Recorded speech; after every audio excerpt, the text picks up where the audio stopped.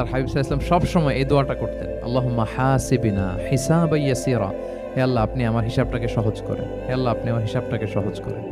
এই দোয়াটা আপনারাও পড়বেন, আল্লাহুম্মা হাসিবিনা হিসাবান ইয়াসীরা। দেখেন আল্লাহর হাবিব সাল্লাল্লাহু আলাইহি ওয়াসাল্লামের ব্যাপারে বলা হয়েছে গফিরা লাহু মা তাকাদ্দামা মিন যামবিহি ওয়া মা তাআখার। আল্লাহর হাবিব সাল্লাল্লাহু আলাইহি ওয়াসাল্লামের আগের পরের সব গুনাহ মাফ। আদতে তো গুনাহই নাই, নিষ্পাপ ছিলেন তিনি, মাসুম।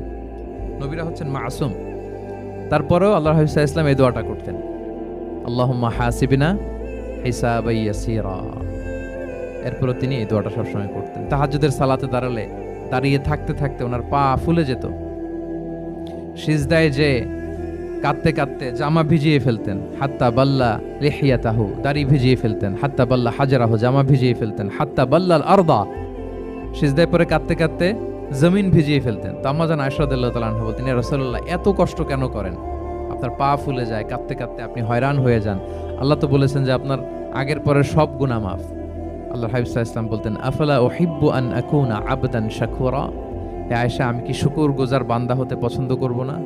আল্লাহ তাআলা আমাকে ক্ষমা করেছেন, আমাকে স্পেশাল স্ট্যাটাস দিয়েছেন, এই যে আল্লাহ তাআলার বিশেষ অনুগ্রহ, এটার শুকরিয়া স্বরূপ আমি কি তার কাছে